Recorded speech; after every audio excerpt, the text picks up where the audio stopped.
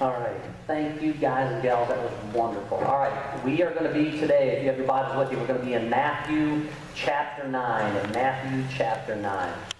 If you turn there, please. We're going to start in verse 26. Before we do that, I'm going to read you a couple verses here. It says, "Strengthen the feeble hands, steady the knees that give way. Say to those with fearful hearts, be strong, do not fear. He will come with vengeance. With divine retribution, he will come to save you. Then will the eyes of the blind be opened, and the ears of the deaf unstopped. Then will the lame leap like a deer, and the mute tongue shout for joy. Water will gush forth in the wilderness, and streams in the desert." We are in a Q&A with Jesus, and in these following weeks, coming up through April 12th, we are actually going through and looking at some of the questions that Jesus asked. And the amazing thing is that when Jesus asks a question, it's expected to have some kind of a response from us. It could be a response within our workplace, it could be a response within our schools, it could be a response within our homes, it could be a response as we're driving down the road, and that every time that the question comes up, it's up to us as to whether or not to have a response. And how is it that we are responding?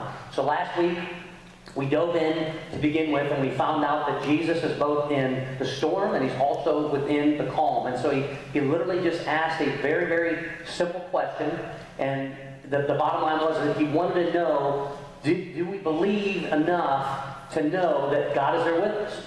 What are we so afraid of?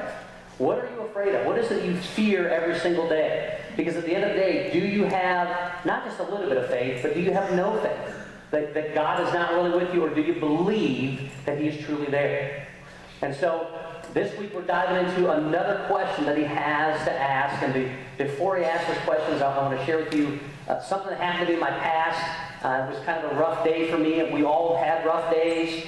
Sometimes those rough days can mean something major. Sometimes it can be a little bit more minor. This, I would just tell you so that you know, it was a minor day for me. It wasn't nearly as big of a thing, and I didn't realize it until later. But I have a guy that I meet each week, and we sit down, and sometimes we stand, sometimes we don't really kneel, but I guess we should, because we should be praying. Maybe I should have said we kneel together and pray. That would be a lie. We just get together and we talk about the big things that are going on in our lives. And so he keeps my head on straight. I don't know that I keep his head on straight, but I know he helps me keep my head on straight, and that's the thing that I need a lot of. And this one particular day, he was not able to meet. So I went through my day, and I did the very thing that I would hope that I do. I try to recognize the people that are within my life. So I talk to people at the gas station. Whenever I fill my gas, I find out that people don't really talk much back to me because they think I'm weird. I talk to people in the grocery store. If I see my doctor walking through the grocery store, I throw items in his grocery cart that he never intended to buy. And then I watch him when he checks out, when he's standing by himself and he's buying female products. And, you know, I have fun, and I try to enjoy the time whenever I'm out. But for whatever reason on this day, everybody wanted to talk to me. And they would stop, and they would, some of them put their hands on me and to see how I was doing, and everyone was so kind to me that day, and it was almost got to the point where it's like, this is a little bit awkward, this is a little bit weird. And so you're trying to go through your day and saying, okay, God, you're bringing these people to my life, you know, what's going on? And I was feeling really uplifted about it, and I wish I had this guy that I could tell and share this with him. And I got home, and my kids were going to be getting off the bus, so I had to meet them to get off the bus. And I got in, and for whatever reason, I happened to go by mirror, and I took a look, you know, and maybe it was one of those Jesus pump up, and you did a good job, all that kind of stuff. And I looked, and my shirt was on inside out. This whole day, people were talking to me because they felt badly for me.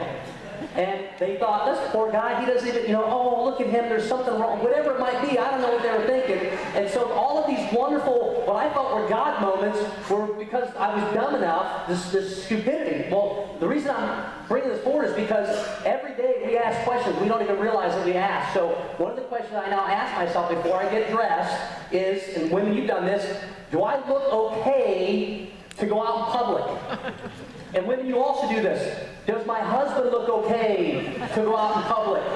Because if you're like me, for whatever reason, black and blue, like navy blue, those colors kind of look the same. And they do the same for Deanna. So a lot of times we'll actually hold two different sets of pants up to see which one is black and which one is blue, and I'm pretty sure there's times that we hold them both up and they're the exact same color. And so that we bring the kids in so that we're okay as far as wearing, you know what I mean, to go out in public. Because you don't want to look like a complete goof. Now, Manchester has black and red for their colors. Chandler now goes to Malone, and they're navy blue and red. So there's major confusion when it comes to putting clothes on and heading out in public. So this week, I had to make a decision. I asked myself this question now.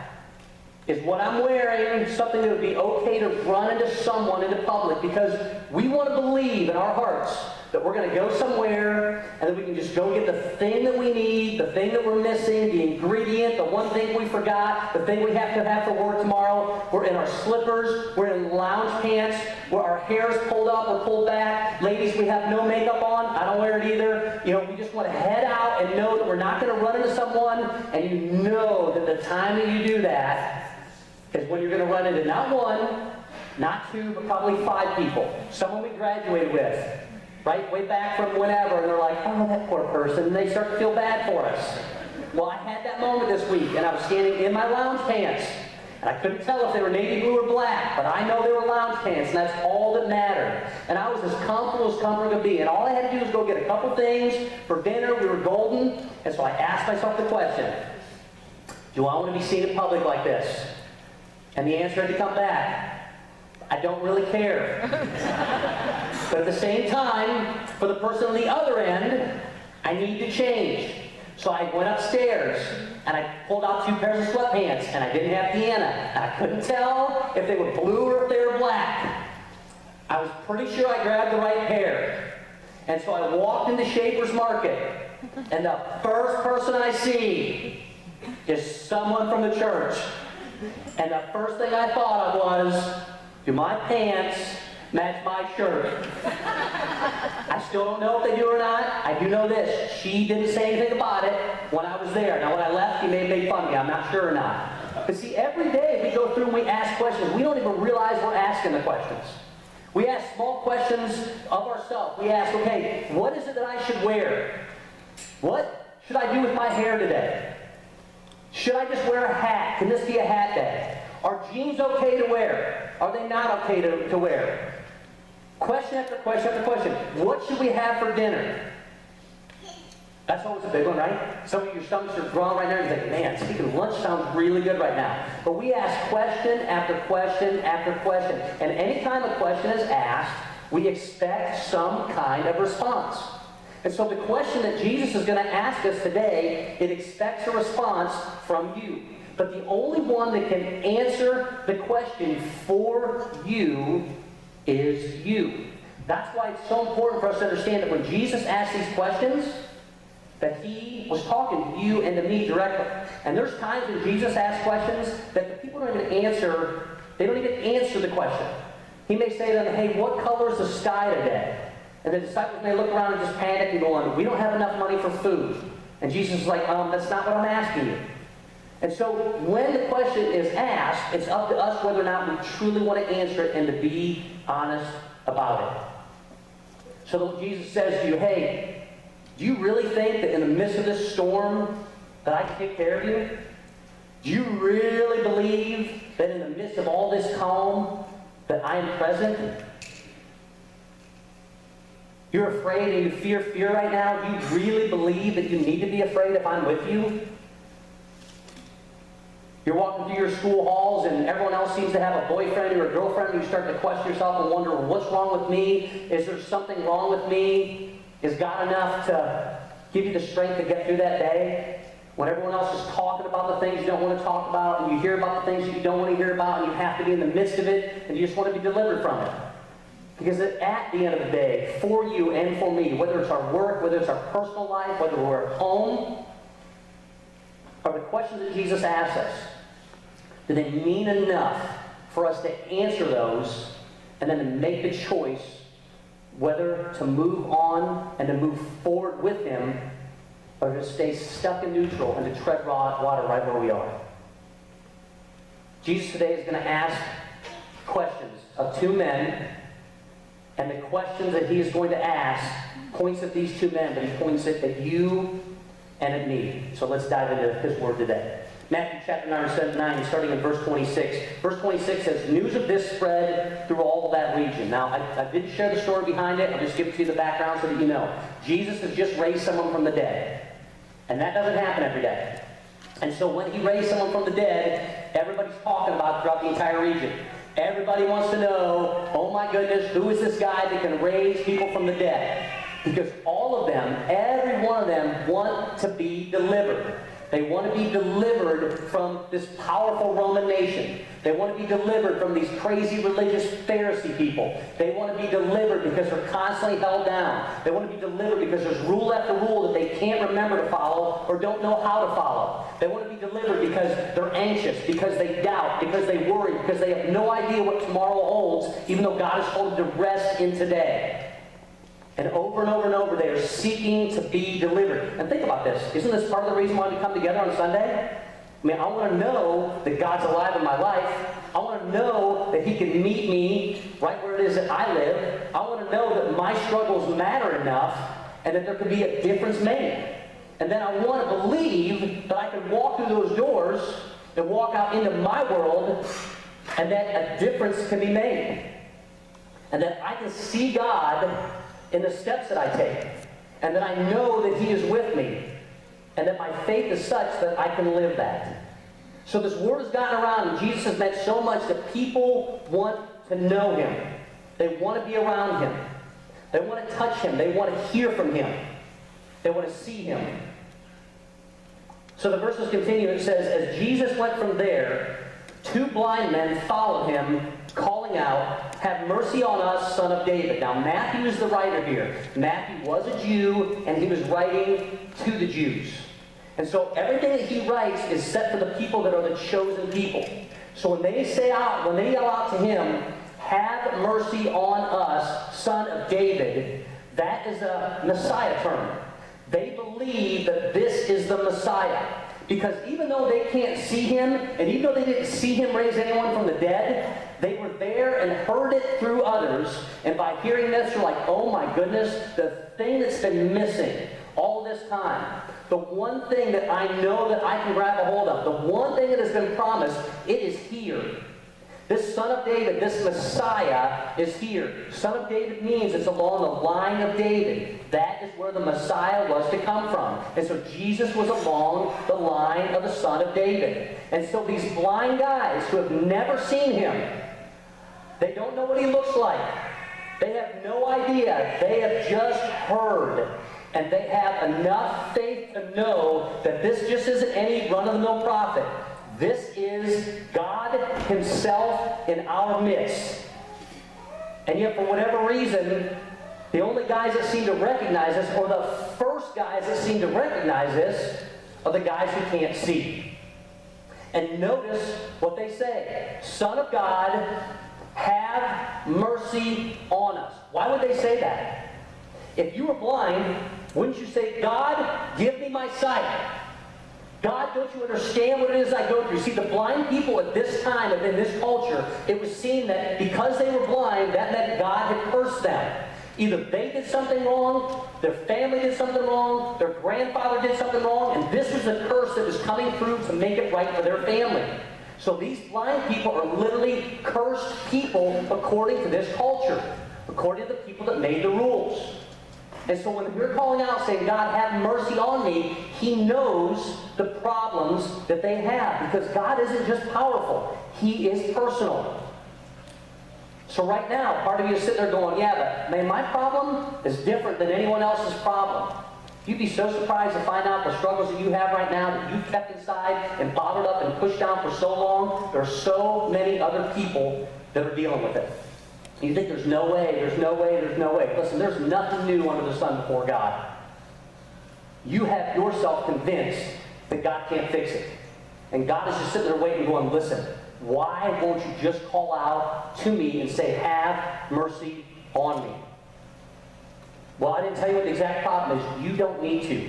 He's God. He's big enough, he's strong enough, and he's loving enough to know. It continues, and it says, when he had gone indoors, the blind men came to him, and he asked them. We're going to stop here for a second. Some of your versions of the Bible say, when he had gone home. And so I don't think a lot of times we think about the fact that Jesus was actually walking on the face of this earth just like we do.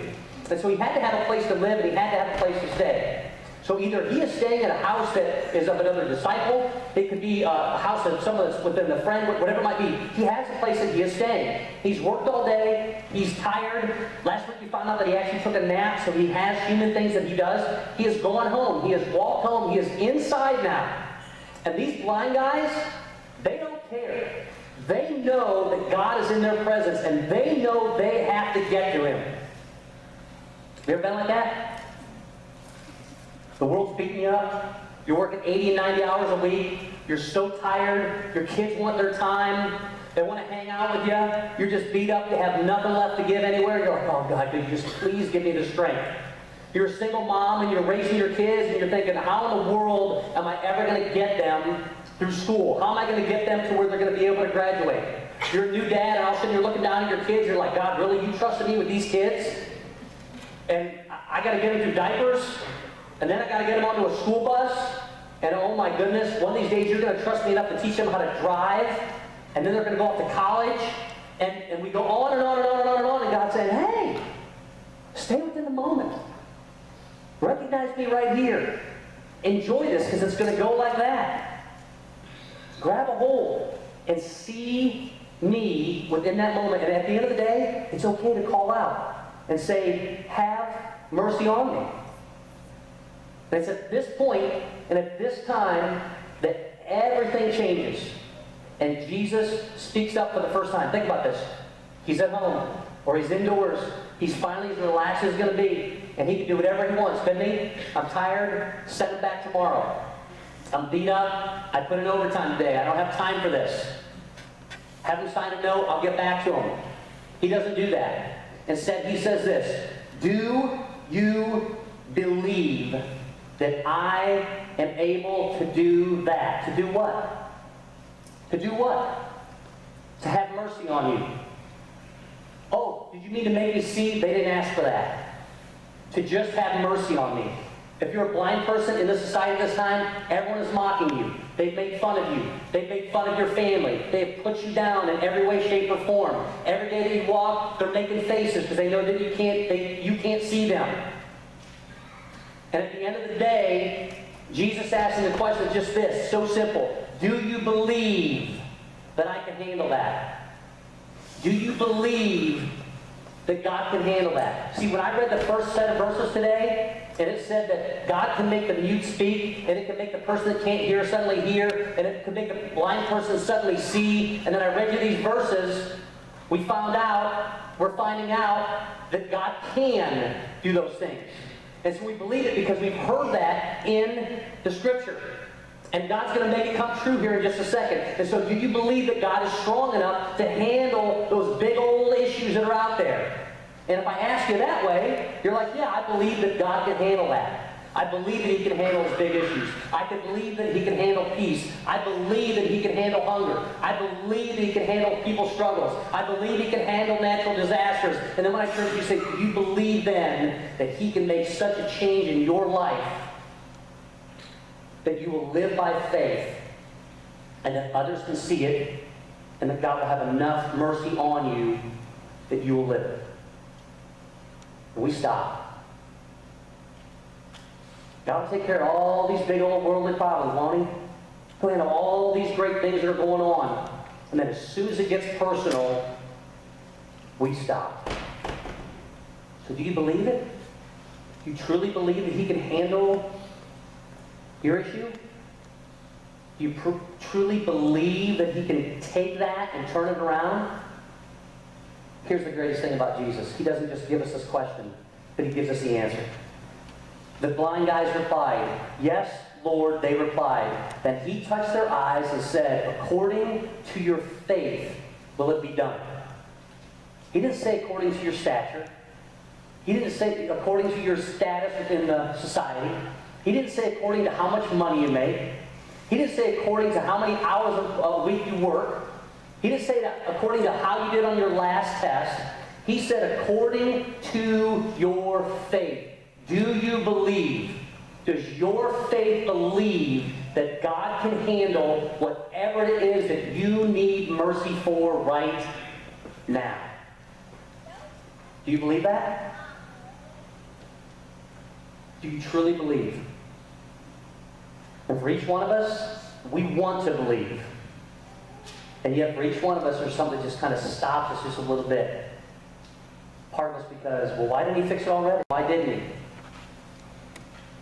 And so we stop short.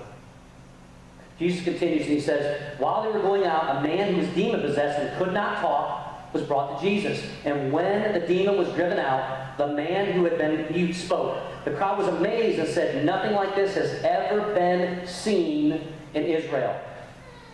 Verse 34 says, but the Pharisee said, it is by the prince of demons that he drives out demons. Verse 32, let's read it again.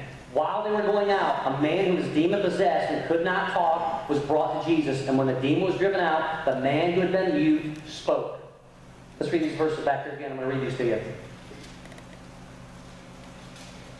Strengthen the feeble hands, steady the knees that give way. Say to those with fearful hearts, be strong, do not fear. Your God will come, he will come with vengeance. With divine retribution, he will come to save you. Then will the eyes of the blind be opened, and the ears of the deaf unstopped. Then will the lame speak like a deer, and the mute tongue shout for joy. Water will gush forth in the wilderness and streams in the desert. These are words that were written by Isaiah hundreds and hundreds and hundreds and hundreds of years before Jesus ever walked on this planet. And so the very Messiah, the very Son of David, the very Son of God was in the midst of two men who could see and a man who was possessed by a demon and couldn't recognize, and yet through it all, he allowed them to see and he allowed them to speak. And it all came back to, do you believe that he can handle that? And he says to you, according to your faith, it will be done. Right where you sit, I want you to close your eyes. Close them as tight as you can. I don't want anybody looking up. If I see you looking up, I'm jabbing you in the eye. All right? So, look, my mother-in-law looked at me. Good thing your glasses on. I saw you looking. Okay, here we go. Eyes closed. Here we go. Shut. Here we go. You are now blind. And I want you to start walking. But not literally. Don't get up and start walking. Boy, that would be funny. Oh, we'd have this on tape. I want you to start to walk right where you are. You're walking, you're walking, you're walking. Now, as you are walking, you are picturing a couple things. The first thing you're picturing is what it is that you're walking on. You're either walking on a beach for some of you. Some of you are walking in kind of a deserted area. Some of you are walking on a track or on a field. Some of you women right now are going, oh my goodness, look at my shoes, they are so cute. Some of you other women are going, thank the Lord, I just had a pedicure. Everything looks great, and we're walking and we're walking and we're walking. And guess what? Keep your eyes closed, keep closed. You can see your feet because you know what your feet look like. Look at me now. Blind person can't do that. That's not something they ever get an opportunity to do. They have no idea what their feet look like. They have no idea the next step they're going to take. They have no idea if they're going to step in a hole, if they're going to step in a puddle, if they're going to step off a cliff, if they're going to step on a snake, if they're going to step into an anthill and ants are going to run all over them, if they're going to step into a pile of poo. They have no idea what the next step is going to be. You understand that? Because you're able to see both sides. You can. They cannot. And we focus too many times when it comes to our faith on the things that we can't do. When Robin was up here singing, I was sitting next to Carl, and I said, Carl, her voice is just amazing, man. It just sets my heart on fire. I'm just ready to go. Let's go preach God's word. I'm ready. Carl's like, I'm going to do it. No, I wouldn't put that pressure on him. Right? But when she sings, a lot of us are like, I wish I could sing like that. And yet, we're like, yeah, I can't do that. I can't do that. I can't do that. That's fine. Why then don't you focus on the things that you can do? I can give someone a hug. I can meet someone new. I can hold a door open for someone. These guys, the first thing they did was they knew Jesus was coming, so they listened. They can hear. They can get up and they can walk. They can keep going and following. They say, I'm not going to hear no for an answer. We focus on the negatives in our lives. We dwell there and we live there. And yet God wants to show up and show up alive for you. But we rest in over and over and over of the things that we aren't able to do. But let me ask you a question. Do you believe that God can handle that? Because according to your faith, those are the steps that you can take when you believe. When you focus on the areas that God has gifted you and blessed you. That's a game changer. It's a game changer. It's a decision you make, and it's a decision I make every single day. And my question to you is, when you struggle with all of the things that go on inside, the anger that you have, the anxiety that you have, the words that you use that you wish you wouldn't do, the way you act at work and how different it is at home, the way you put on a face at school and then come home and tell mom and dad everything completely different, the way you act as a coach or as a teacher and try to keep that the same as your walk and then you struggle with it at times. The way as a mom or a dad, we want to show you God and then our life doesn't even match up at all and we don't want to act that way. Do you believe that God can handle that? When Jesus touched the eyes of the blind person, the first thing they saw was Jesus. Think about that for a second. They haven't seen. They just heard. They just walked. But they believed. And when God opened their eyes, the first thing they saw was the Son of God. So do you believe that God can make that change? Because according to your faith, He can. And when we hand that over, and when we give that to Him, we might just see like Him. We might just walk as He walked. And He may just live through us, through every struggle, through every doubt, through every concern, through every difficult situation, through every problem child, through every crazy boss, according to our faith. Do you believe that? Do you believe? Would you stand please and let's close the word of prayer together. Heavenly Father, God, as we come to you today,